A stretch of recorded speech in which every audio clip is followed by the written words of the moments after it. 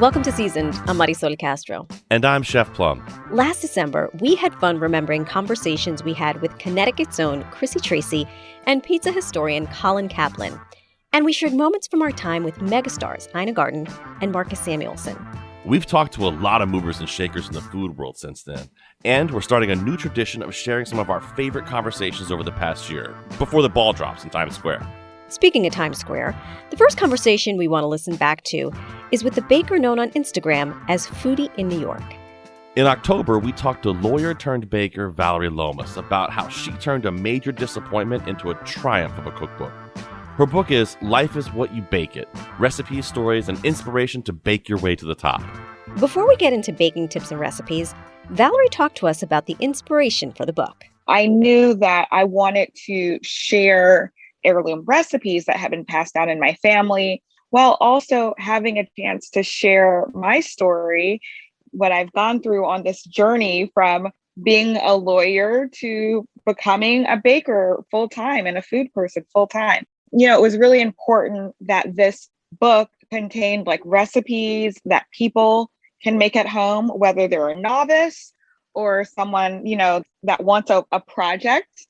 And I wanted there to be really dynamic photography of the dishes, of the food, but also of people, because, you know, when I think about baking and when I think about food, it's about community.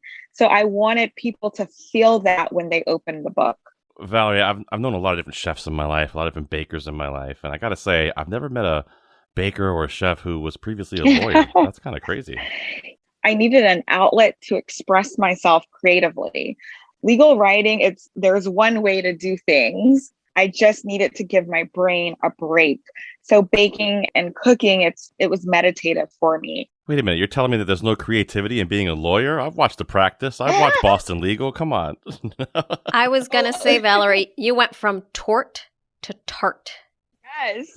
Yes. Nice. Apologies to all of my former law professors. I love this. So you decide that you're going to make a complete 180, or what I think of as a 180, because I cannot tell you that I associate law with baking. How does that figure on the trajectory of your life? I do think it was a complete 180 because I felt like I was starting from scratch. A little bit of background. I competed on the Great American Baking Show in 2017. I won. And about 5 or 6 months later, I was sitting in my cubicle at work and I was like, hey, I want to write a cookbook. There's so much more that I want to do in the food world and the baking world. It's how I spent my time, nights, mornings, weekends. I had a very pitiful social life. I knew I wanted to give myself a chance. So, you know, I had been working as a lawyer for 8 years and I finally decided I'm going to take the plunge. And, you know, there's a saying, leap and the net will appear. And it was after I made that decision that things started falling into place. You talked before about giving your brain a rest from being a lawyer and all that. Choosing French baking is there's not much of a brain rest there at all. I mean, so it was for me because I had stayed abroad in France twice as an undergrad. So I spent a summer in Dijon and I spent a semester in Paris. And that's when I was introduced to this whole other world of baking, because I'm from Baton Rouge, Louisiana. There's a very strong food tradition and baking tradition there, and a lot of French influence. But it's very different from like modern day French pastry. So, you know, growing up, we were eating like pecan pie and peach cobbler and pound cake. All of those desserts, which they're wonderful, but they are very different than French desserts, which are more dainty and they're not very sweet. You know, they have a completely different aesthetic. You know, I went to France, I fell in love with this whole new style, and I was able to kind of like create my own where, you know, I'm making pecan pie, but like maybe I'm adding a little bit more bourbon, or I'm toasting the pecans to bring out those like umami and bitter flavors so that you're not overwhelmed with sweetness. Valera, I wonder if you wouldn't mind going back to the experience on the Great American Baking Show, because part of what is so special about this show Seasoned is that we realize that people in the culinary world are more than just the sum of their parts. And it is not lost on me that you are a woman of color, that you are a Black woman who is forging her way. And something that really hit home for me was a quotation from the book or from your life, which is, "My victory, like so many accomplishments of Black women who came before me, had been effectively erased." And that is talking about what happened on your particular season of the Great American Baking Show, which that season was canceled because of sexual misconduct. And I wonder if you wouldn't mind telling us about how that experience steeled you in moving forward. Yeah. And what sort of effect it had on you. The season that I was on, we filmed it in September in London. And then a month or two later, the Me Too movement really picked up steam.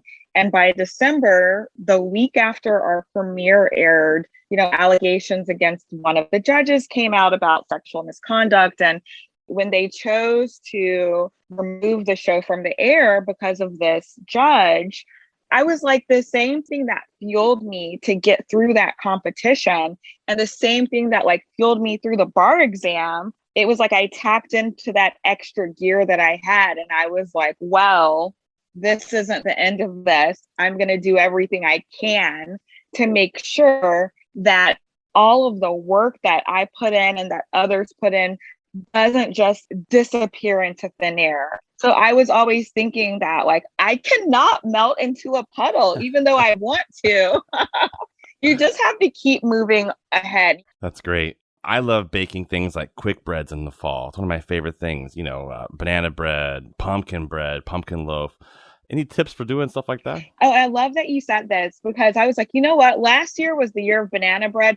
Let's make this year and this fall the year of pumpkin bread because it's just as easy. Yeah, it's just as delicious. No one really wants a pumpkin spice latte. It's like drinking a fall candle. It's gross. Yeah, and there's no pumpkin in it, whereas pumpkin bread has real pumpkin in it. So you're still getting those warm, fall, spicy flavors. And like as far as tips, when you're baking like a loaf like that, you want to make sure that you bake it long enough because those loaves, they can be deceiving. Your house will smell like, oh goodness, fall, warm, yummy. And if you take it out without sticking that cake tester or even like a skewer all the way deep in the center of that loaf, it can be not done in the middle. So I would say you want that loaf to still be moist. So you don't want to overdo it, but make sure it's cooked all the way through because they can be a little bit deceiving as to whether or not they're done. That's a good tip. Yeah. Absolutely. Toothpicks, skewers, anything. You can use a little butter knife, even works fine. Yeah. Yes. I love me a good biscuit. And you have an accordion biscuit situation. Like I said, I'm from Baton Rouge, Louisiana. Like I love biscuits. I've had them all of my life. I expect good biscuits. And, in this recipe that I share, I wanted people to get all of those layers in the biscuits, which is where the name accordion biscuit came from. Plus, I tell this story of, my dad and his grandmother making him and his brothers like bottomless biscuits. And when I think about South Louisiana, I think about Zydeco music and there's that accordion playing in the background. Yeah. And this just goes to show you like little bits you pick up along the way. When I was laminating dough in France, which is like a very serious process, I kind of used that same technique for my biscuits, which is just kind of patting the dough down with those chunks of butter, cutting it in half, stacking it on top, and just kind of repeating that a few times. And it just helps getting those gorgeous layers. It makes them a lot easier. You can do the same thing with pie crust. Another important thing about biscuits, similar to pie crust, you want that dough to be really cold going into the oven. If you make them in advance and you freeze them, it's perfect because then if you just want to have like 2 or 3 or 4, you can easily just bake some of them and then you have some ready to go. I love a good backstory. And these biscuits in your life figure quite prominently because of the women in your life. Can you tell us about that? Yeah. Who you're paying homage to, who you're thinking of when you bake your biscuits? Yeah. So, a little bit about what we were saying earlier in the convo about, me thinking about the many Black women who came before me and how their contributions in this instance in the culinary world, how they did not get that credit. That's why, one of the reasons why I wanted to make sure I was paying homage to my grandmothers, my mother, and in the instance of the biscuits, my great grandmother, because she is the one who made these biscuits for my dad, for his brothers. She taught my grandmother these biscuits, and then I watched my grandmother make these biscuits. The thing about biscuits is I don't think of them as a recipe to memorize. They're like a tactile thing. And it's something that I call it, it's a biscuit practice, like a yoga practice or a meditation practice. It's something that you keep doing and you keep getting better at, you keep learning something. And it's tactile. You want to feel like what it's supposed to feel like. So yes, like my recipe is a little bit different than my grandmother's, but the heart of like what that biscuit is supposed to be is the same. I grew up in Virginia and my dad would make biscuits too, but he would call them cat heads. And they're essentially a drop biscuit, you know, so it wasn't all a layer, but it was a simple, easy drop biscuit where you spoon out and just drop it on the pan and let it go. You know, butter, you cut the butter into the flour and a little baking powder. And it's delicious, but I'm sure as an expert biscuit maker like yourself, that's unheard of. Don't do that, right? Oh, no. I love a drop biscuit. Let's not get it twisted. I like all kinds of biscuits. Yeah, the accordion biscuit recipe, you got to get your hands dirty, like literally you're patting down dough and all that kind of stuff. But you know what? If a drop biscuit is going to get you to put on, you know, your biscuit making whatever, and you feel into it and ready, I love it. I've made them many times. I've made a drop biscuit, so I'm not mad at your drop biscuit. It's great for a savory application too. Oh yeah. Did you do like the herbs and the cheddar and all that jazz? Oh, you name it. Oh yeah, I've even served it with a little bit of like raw sashimi fish, and then I've done them where I actually make like a chicken pot pie, but then pour it over a drop biscuit. Oh my goodness, that sounds real good. A pot roast with all that jus over top of beautiful drop biscuit on a cold winter Sunday. That's awesome. Ooh, that sounds nice. Ooh. Hi, I love that. Admittedly, I've never tried making biscuits. I have to do this. You would crush a biscuit. I know. Can I call you guys? Can you walk me through it on like FaceTime or something? Totally.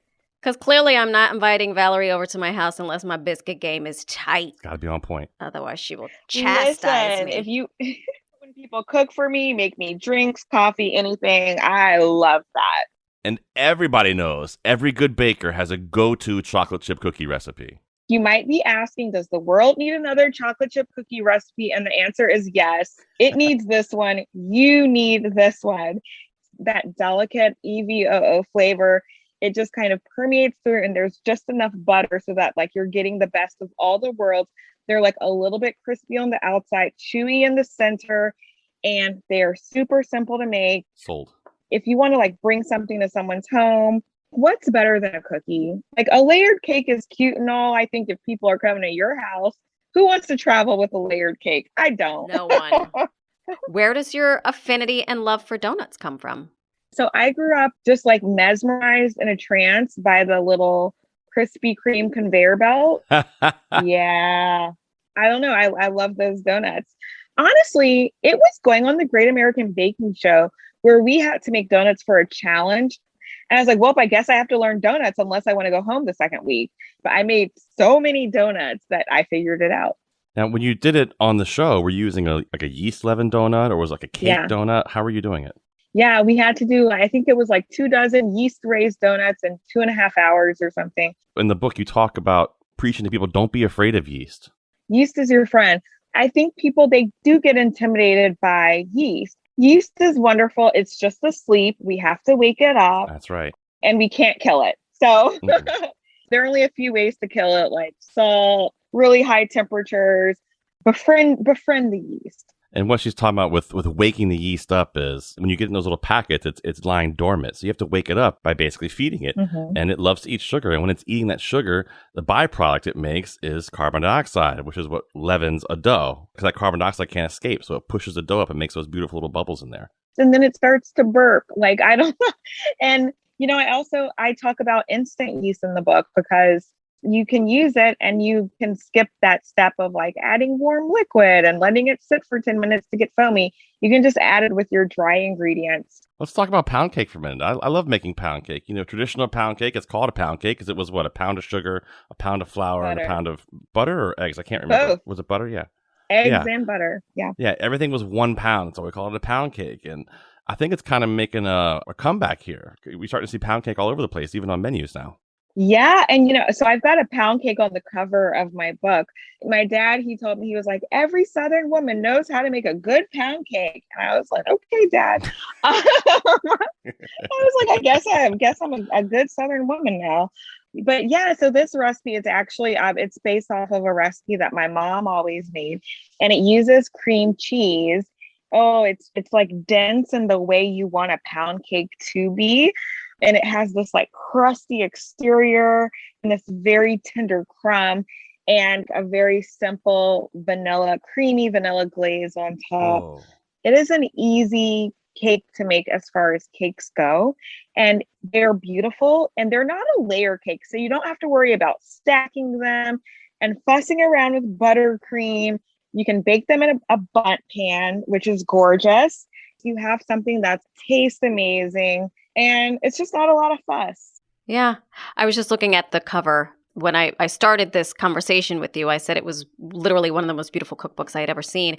I loved seeing a cookbook with real people, real women of color. It made me excited about wanting to cook something. I can get lost in the Cook's Illustrated of the world and look at the science. But the pages of your cookbook just reminded me of home. It reminded me of like real people in my own life. So what was that process like quickly in these last few minutes we have? Baking is something that you do for other people.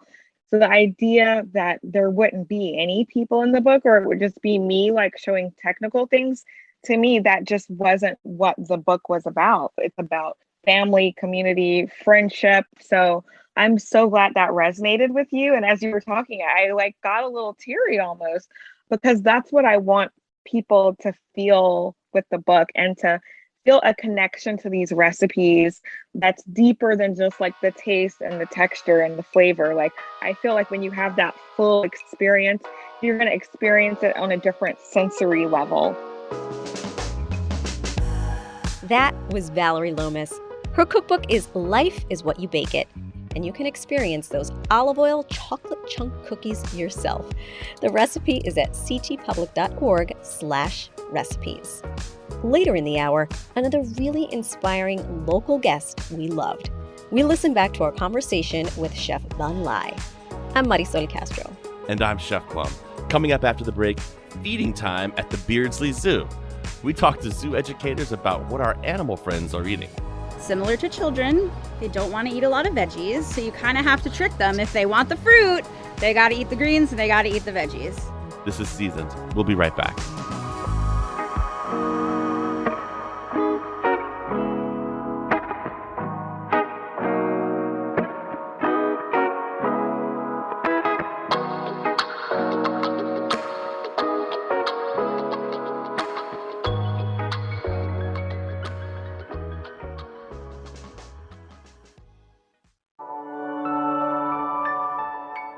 Welcome back to Seasoned. I'm Marisol Castro. And I'm Chef Plum. Today we're looking back at some of our favorite shows of 2021. Usually on the show we're talking with cookbook authors, farmers, or chefs about the ways they work with food. We've done quite a bit of that over Zoom this past year. But whenever we get the chance, we like to take out our microphones out into the wild, wild world and talk to people in their element. We visited Hogan's Cider Mill in Burlington, West End Farmers Market in Hartford, Farming 101, that's a tomato farm in Newtown. I got to see the giant smokers in action at the Hummel Hot Dog Factory in New Haven, and sample the latkes at the Crown Market in West Hartford. One of our favorite seasoned field trips happened this past summer when we recorded a show at Connecticut's Beardsley Zoo. We learned so much about what animals eat from talking with Jim Knox, he's the curator of education at the zoo, and zoo educator Chrissy Shore. The Beardsley Zoo is home to 350 exotic animals and wildlife, and their caretakers prepare more than 200 individual animal diets each and every day. That's a lot of food: meat, fish, mice, fruit, veggies, worms, insects, and biscuits. We'll start by the zoo's commissary. Now, the commissary looks a little like a fast food drive-thru from the outside. Inside is a very clean, professional-looking kitchen with steel tables set up for safe food prep, fridges, and lots of counter space for chopping. We meet Chrissy outside, where she explains a bit about what she does at the zoo. Then we'll put a mic up to the commissary window and talk while Chrissy chops a salad for the zoo's blue-tongued skinks and bearded dragons. All right, so I work with the ambassador animals here at the zoo, which means I do their daily care. I do their diet prep, which we're going to talk about a little later. I do their training, enrichment. I give programs, talk to the public, train staff on how to work with the animals. So a little bit of everything. What's an ambassador animal? So an ambassador animal is an animal that teaches the public or schools, or we go to senior homes, just why their species is important, why animals are important, and why people should care about the planet. Can you give us an example of an ambassador animal? Absolutely. We have so many ambassador animals. We have lots of reptiles, raptors, we have a bobcat, we have parrots, we have cockroaches, we have crickets, we have just a little bit of everything. What would someone be surprised to know about what you do here at the zoo? People are often surprised by how down and dirty we get, often covered in everything from some greens for making diets to some poop to some dirt. You just never know what you're going to get covered in here.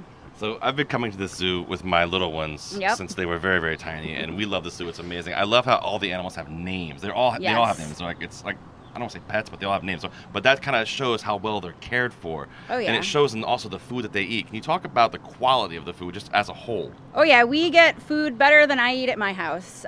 So we always joke that the keepers eat worse than the animals because we're eating chips and Oreos and terrible stuff. And then we spend all this time prepping nutritionally sound diets with supplements and making sure everyone gets exactly what they need in their diet. So they definitely get better food than we eat. Can you give us an example of some of the stuff they eat? Yeah, so depending upon what animals you have, I mean, we have a bobcat that gets a prepared horse meat diet along with other food enrichment items like whole prey items. You're going to see me make a reptile diet, and that's different greens and veggies and fruit. We have a macaw you might meet later that gets a prepared biscuit diet and cooked veggies, cooked fruit, seeds, nuts. So they get a little bit of everything. Yeah, half the reason I want to come here, Marisol, is because I have a dinner coming up. I need some great dinner ideas to serve. We got some recipes for you. Yeah, maybe we'll leave the supplements out. You might not need extra calcium. But, got you. So we're standing now in front of, there's a big window here, and there's like a dish tank back there, triple sinks, and lots of tables. It looks very much like a kitchen back here. Is that what this is? That is our commissary. So it's our kitchen. We have a couple different tables, so we can prep different diets all at once. Some zoos have a commissary keeper that makes all the diets. We actually, every area makes their own diets, which I personally like. I like seeing exactly what the animals I'm taking care of are getting, and then I can see how they like it or whatnot. I really enjoy the full aspect of doing that. How do you know what the animals want to eat? Or are you just like, I know this is good for you, so this is what you're going to eat? A little bit of both. So our diets are formulated by vet staff and talking to other zoos about what the animals should be eating.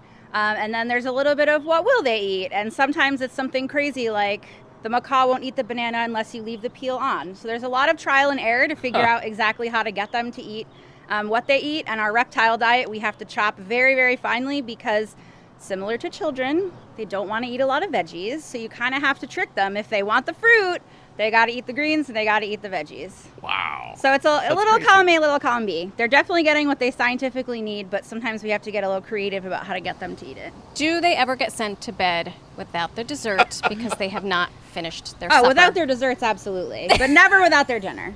They always get what they need. Man, you know, the chef in me is just sitting here listening to this conversation, Marisol, and I'm thinking, if I was in here, like, everyone's gonna think it sounds gross, but like the chef, I want to taste it. I want to see if it tastes good. Like, why wouldn't they eat it? Maybe I should taste it. Maybe I can do something different to it. Oh yeah. Does it need more seasoning? Does this food get seasoned at all? Do you salt it? Nope, no seasoning. I mean, I'm not saying you're putting chili powder on it, but like. No seasoning. I mean, I assume some of the biscuit diets have something in them, but not really salt or anything like that. They get that from other sources. I love that this is like, I'm like the fifth grader here, and I'm like, do you guys eat the food? Do you guys do it? I will say, when you're really hungry and you're making delicious salad, it does look really good. Not so much the meat diets. Can we watch you guys prepare something in here? Absolutely. So I'll go around and I'm going to make a reptile diet. It'll be for our blue-tongued skink and our bearded dragon today. Jim can answer any questions if you have them because he's familiar with the diet, and I'll come back out after. Sounds great. Cool. At this point, Chrissy heads into the commissary, and Jim Knox joins us at the commissary window, which kind of reminded us of a drive-through as we talk with Chrissy about reptile diets. Hi, I'd like a vanilla milkshake, large fries, and I would like the car for my gift, my toy. Oh, nice. Okay. Sorry. All right. Have at it, sister. So today I'm making the Monday, Wednesday, Friday reptile diet. which is for our skink, our blue-tongued skink and our bearded dragon. So I need 90 grams of greens.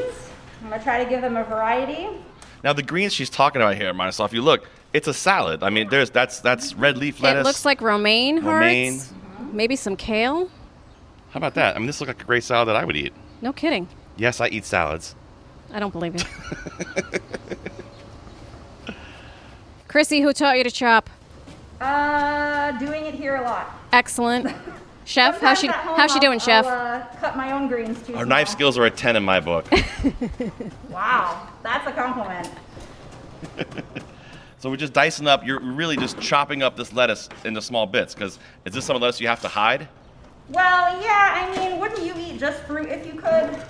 So I'm trying to make sure they get a little bit of everything. Absolutely. Now, Jim, can we ask you, the blue-tongued skink, is this a large animal, small animal? He's a pretty big lizard. He is about 22 inches long, so he's a stocky-bodied guy, and they're native to Australia, New Guinea, forest dwellers, omnivores. So this is he's going to be very excited about this diet. So he'll like this a lot. This is delicious for him. But will. how big is the portion size on something like this for him, being the size that he is? Chrissy can tell you in terms of actual grams. This is my creative way of saying I don't know. So you guys are gonna have to edit that, but at least I have cred, right? At least you guys say he knows. He just. He's gonna get 70 grams. Thank you, Chrissy. And then he's gonna Save get me. extra fruit. So skinks need a little more fruit than bearded dragons. So after I make the salad all together, I'm gonna add fruit to the skink so he gets the fruit he needs. Interesting. I mean, there's a whole tub of stuff to chop up here. This is a lot of knife work. Have you guys ever heard of a RoboCoop? I mean, we get good with knives. And I have some cooked veggies. I already cooked them, so we didn't have to sit in here and wait. So you said you had cooked veggies. Yes. Now, how do you just steaming them, just boiling them? What do you do to them? We steam them in the microwave, Okay. basically. What are you slicing right now? We have sweet potato and carrots. Excellent. So we just cook them up so they're a little softer and easier to eat. I mean, this is a super healthy diet here. Very. Absolutely. And I would, full disclosure, I would eat a salad that contains all of these things. Yeah. I think most people would. I mean, it looks delicious. I would definitely eat this as well. My question is, though, it's not like these blue-tongued skinks have a microwave out in the wild. Correct. So why do we microwave the vegetables? Well, we can't exactly replicate what they would get in the wild, so we're just doing our best with what we have. Okay. And so sweet potato and carrot are pretty hard, tough veggies, and we want him to eat it, so we're trying to make them as palatable as possible. That's great. And now you're getting after a kiwi. Yep, I'm doing a little bit of fruit, And an apple. just to give them a good variety. And the same thing, I'm going to chop it up really small for them. And everything's being weighed on a scale right there, so we can get the perfect amount of food. Is that the idea? Yep, absolutely. You don't want anyone getting too chubby off salad. That would be tragic. Far be it from me to know how a blue-tongued skink eats, but what is this process? Do you put it out in the middle of a habitat? Yep, so he has a little habitat and we put it in, there's 2 bowls here, so the flat pan is his. And actually his favorite thing to do is lay in it while he eats it. He loves to scatter it all over his habitat, so I always joke I make the comfiest salads. He just has to climb in. It's very similar to how I eat chicken wings. I put them in a kiddie pool, I lay down in them. Perfect. That way I can just eat them and toss them. Excellent. So I'm cutting up a little bit of red bell pepper, which I'm calling enrichment for the day for them. It's just a little extra veggie, make their salad look a little prettier. And fun fact, bearded dragons love red food. Weird. And our bearded dragon is not very good at eating her salad. Oh. So I often try to trick her a little by putting some red on top I so that she might see. give it a little try. You said this is enrichment, so Yes. that means you're adding like something different. It's something different that wouldn't be in there yesterday. Yep, and we do all kinds of enrichment. Food enrichment is just one type, but that's the type we're doing right now. Okay. That's So really now the interesting. salad's done, I'm gonna weigh it out so that each animal gets the proper amount. So it's a giant bowl. Looks like a big dog bowl to me, or a big stainless steel bowl. It does. Mixed It up looks chopped like- lettuce, carrots, a little bit of that sweet potato in there, weighed out on the scale into a smaller bowl, which is, I'm guessing, the food dish. Yep, this is what'll go in the habitats with them. Let's see if I did my math right. Close enough. We'll buy that for $1. Yeah. That's great. I mean, it actually looks like a great salad that you would get at It looks like a chopped salad. like 11 Madison Park. This looks great. I think Yeah. she's almost there. She is one red bell pepper away from a Michelin star. Well, now we just need a little extra fruit for the skink since he needs extra. Oh, a banana. 10 grams perfectly. It's almost like I do this every day. Fantastic. Listen, when you finish up here, I need some help this weekend at work, so if you want to come over. I would love that. It'd be really fun. This looks amazing. Well, thanks for showing us this. This is fantastic. How many times a day do they eat? It depends on the animal. So our reptiles only eat once a day. In fact, our blue-tongued skink and bearded dragon both only get salad 3 times a week. The other times they get meat items, so usually bugs. But today's a salad day for them. So. What kind of bugs would it be? Well, it depends. They could get earthworms, they can get crickets, they can get mealworms, superworms. They can eat sometimes roaches, so. It depends what's on sale at Costco. I guess so, right? What they can get in bulk from. Yeah. Wow, that's a great looking salad. I'll have that. Might as well, you can have the worms. I mean, you might have to fight the reptiles for it. That was Chrissy Shore. She's a zoo educator at the Beardsley Zoo. I'm Marisol Castro. And I'm Chef Plum. We're going to take a short break, but when we come back, a conversation with one of the most inspiring chefs in our state, Bun Lai. 2 things that I'm really passionate about are nature and humans. There's a lot of correlations between biodiversity in nature and human diversity. You're listening to Seasoned. It's our look back episode. More to come after the break.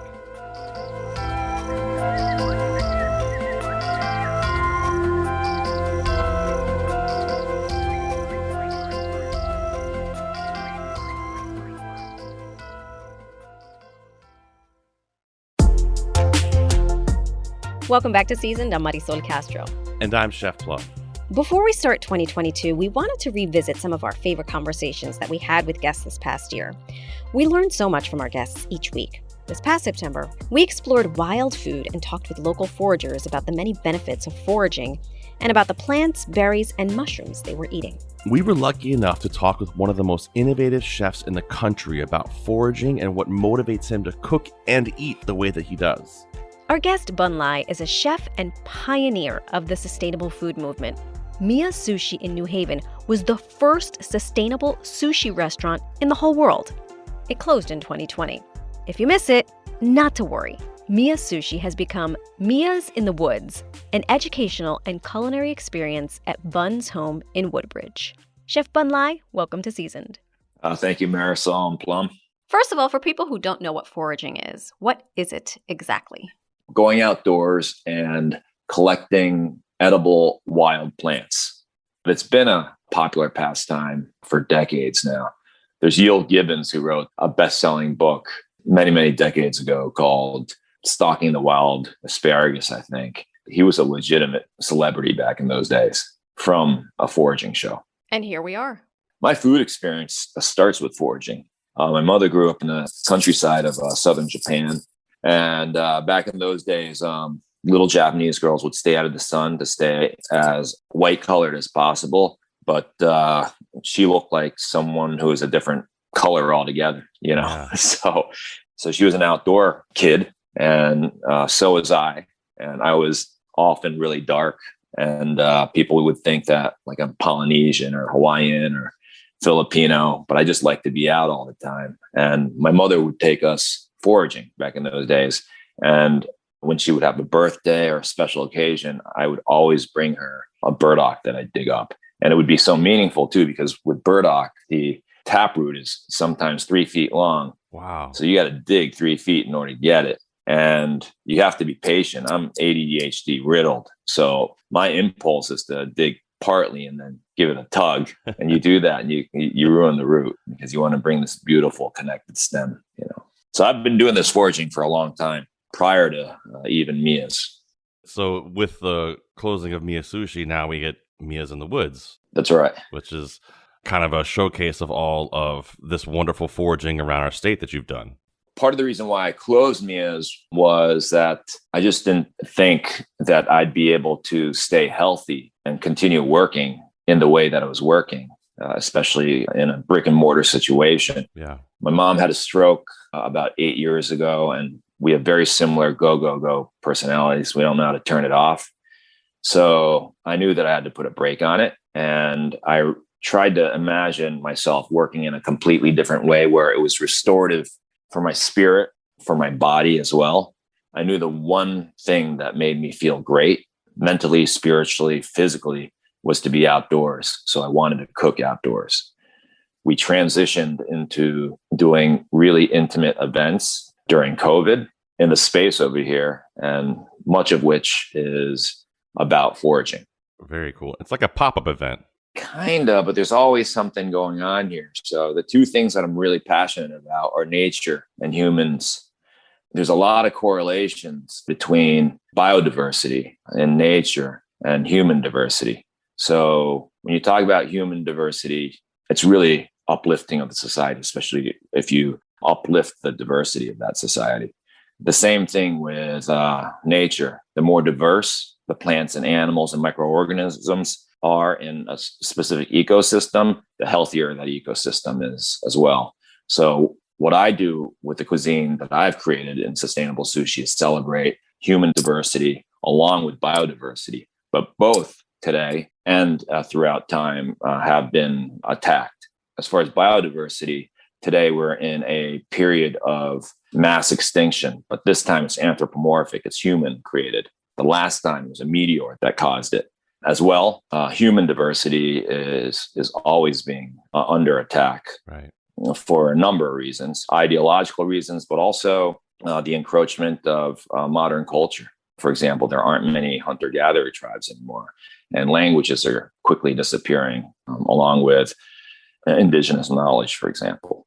So when I cook, I'm really interested in, for example, like how the Hadza eat. They're the last indigenous culture that is a hunter-gatherer tribe, and they're not going to be around for much longer because there's ecotourism that they're a part of now. And as soon as you have contact with us, then traditional societies quickly disappear. But the Hadza have the healthiest gut microbiome of any people, and the health of your microbiome is measured by the diversity of good bacteria that you have, and the diversity of good bacteria you have is directly correlated to eating a wide diversity of plants. And the Hadza eat mostly plants, many, many different types of plants, all wild. Wild plants are exponentially more nutritious than cultivated plants, and just a little bit of wild meats. So over here, my staff and I and my friends who come and hang out every morning, we go foraging. And every morning we have 10 or 12 different types of wild plants that we make into a smoothie. And that's inspired by studies of microbiome health of their healthier cultures who are closer to nature. Wow. Well, I was going to ask, as you talk about these cultures, these indigenous cultures, and how much we can learn from them and how much we can learn to live sustainable lives by not destroying the planet and the earth. How does that translate into what you're serving people that come to Mia's in the woods? For decades now, I've incorporated foraging. I've incorporated wild plants and animals into our cuisine. The difference at Mia's is that I'm not interested so much in popular wild plant species. For example, like ramps. People go crazy in the spring for ramps, but they're often over-harvested. So in certain forests where people go and overforest, the ramps disappear altogether. Right. So for me, if I'm looking for something that's oniony, I won't use a ramp. I'll use like a wild onion that I'll find somewhere that's ubiquitous and that people don't really like to eat. Besides that, I'm trying to have the way I cook and my approach to cooking to be a culinary solution to environmental problems. The most destructive force in nature is the human appetite. We humans have eaten away many, many different types of species. So what can we do to aim that human appetite to species that are destructive? Well, let's, instead of eating, for example, factory farmed cows, which are also bad for the environment and its production, and also inhumane in so many different ways as well, and unhealthy for our bodies, why don't we eat another red meat like a nutria, that is a herbivore rodent in Louisiana and areas around there. It's like a big rat. It's the second biggest rodent, on the planet. It is a big rat, but the difference is that they're herbivorous. So they've got these buck teeth And since they eat marsh grasses, they have caused thousands of miles worth of coastal erosion. Yeah. So we should be eating them instead of eating, factory farm burgers, for example. Makes a lot of sense when you put it that way. Mm-hmm. Something else that there's just billions of species of, and looking for a different protein. I mean, we might as well just get it out there. Bugs are foraged too, insects are foraged too. Yeah. How can we help people overcome the aversion to eating insects? I mean, Marisol, you've never had a grasshopper or anything, have you? I ate a grasshopper on live television. I also ate a cicada on live television. And can I say I was pleasantly surprised? Yeah. In a good way, not a bad way. Yeah, that's definitely good to hear. The biggest challenge, food is one of the biggest challenges because we're so set in the ways that we were raised to eat. So we have established tastes, but we also know through psychological exposure studies that people will change their tastes if they're exposed enough times to a certain food. Sometimes it might take 7 or 8 times, but you keep the exposure up. So like if you have a kid, they don't like to eat vegetables. Well, you don't force it on the kid, but keep on serving it, keep on having it on the table. Exposure is a huge part of really evolving the culture of eating, which needs to happen because the biggest pandemic we're facing today is not COVID. It's the pandemic of diet-related diseases. Why the average person doesn't see it as a pandemic is because we think that it's a natural state of being to die from diet-related diseases. Oh, well, eventually we're going to be getting heart cancer no matter what. Eventually we're going to be getting dementia or Alzheimer's no matter what. Eventually we're going to have cancer. But that doesn't necessarily have to be. And that's what we're not really realizing, that if we were to change the way we eat, it could be prophylactic against a lot of these diseases. Exposure is super important to society and just exposing other people to each other in a world where violence and retribution between people from different backgrounds and ideologies are a big, big problem. So at Mia's in the Woods, we really want to, and we really try to have people from all different walks of life, from people who can afford it, who literally fly in for $500 classes, to a bunch of people who come in for free. Why that's important is because different people, it's like in the cafeteria, at school, when groups of kids, Black kids will sit there, Hispanic kids will sit there, the white kids and the Asian kids. We want to mix those kids up. That will help make us meet our human potential by allowing a diversity of people to, by being exposed to each other, be able to empathize and appreciate and understand each other better. So food is powerful to do that. Yeah, one of the many reasons why I love doing this show is because I think food and music are kind of unifying uniters. Oh, yeah. Across cultures and creeds and ethnicities. And I wonder if you could tell us what the last menu was at Mia's. I'm trying to envision and connect all the things you're talking about, the educational component, the foraging component, and seeing what it looks like on my plate. So for the last few decades, I've been really creating recipes that are inspired by traditional sushi, but is an improvement to conventional approaches.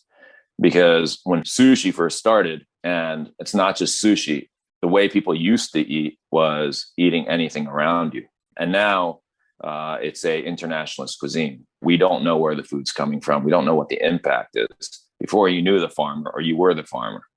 There's a time when most of us were farmers here in the United States, or most of our ancestors in the last 10,000 years were farmers. And today, it's a very small percentage of people who are farmers, and they monopolize the entire food system. So I've been doing mostly plant-based, not using conventional types of animals, trying to use sustainably certified seafood and invasive species, many of which we forage or catch ourselves. That's awesome. So I had 2 boats and shellfishing grounds in Brantford, where we would go diving for all sorts of different types of seaweeds and tunicates and all sorts of marine coastal creatures that people weren't typically eating. I watched you actually on a video earlier, jumping into some very, very cold water and finding clams. Yeah. Yeah. And it's great. It's truly restorative to do that and to live that way. And that's the way I lived as a kid. I was always outside and always playing. And now there's been over almost 1,000 studies, scientific studies done on the impact of nature on physical, cognitive health, and just overall well-being. Chef Bun, can anyone be a forager? You know, I'm down in Westport, and I know it has its roots in being a big onion farm. Yeah. I tend to kill plants. I'm getting better. I'm getting in my 46th and 47th year on this planet. I'm getting better. But can I just go walk in the woods? And so that's the cool thing about it. You don't need to be walking in the woods for it. There's such a thing as urban foraging. And there's so many green spaces that we have around this country. You can live in the Bronx and find, plenty of places to forage. There's a bit to know. You have to be sure that the soil quality is up to par, meaning like that it's not contaminated with heavy metals, for example. You can't go and forage along a busy roadway or a highway or anything like that. There are a few key things that you have to know, but it's not really that tough. Today, there is fantastic apps that you can download to identify plants. The one that I have on my phone is Picture This, and I think it's fabulous. And then the other thing is that you have to learn to identify the poisonous plants out there. They're few and far between, and as long as you're not messing around with mushrooms, I think you're pretty fine. I think in the West Coast, there's like hemlock, which is deadly. But around here, the ones that'll get you sick, they're easily identifiable. It's definitely a good idea to learn from somebody who knows how to do it and make sure that if there is a poisonous lookalike, that you're especially careful. You're right. It is pretty fun. You can go in your backyard and find so many fun things, especially around here in Connecticut. I mean, my kids and I go in the backyard. I got garlic chives. We've got black raspberries, grapes growing. Oh, so man. many fun things you just find outside. Wild strawberries. Yeah. And kids are indoors too much. We need to get their blood moving. You know, we need them to be in the fresh air. I love it. So what is your thought, hope, dream for the future of sustainable eating and the work that you do? Today, we're more scientific than we used to be. So many of us understand the importance of vitamins and minerals and phytochemicals to our health. But really, that stuff is really complex. I've been studying nutrition for years, and there's so much that I just don't understand. And there's so much that scientists don't understand and don't agree upon. The most important thing when it comes down to food is to really enjoy the process of making the food happen and really enjoy the process of making food that's as healthy as possible.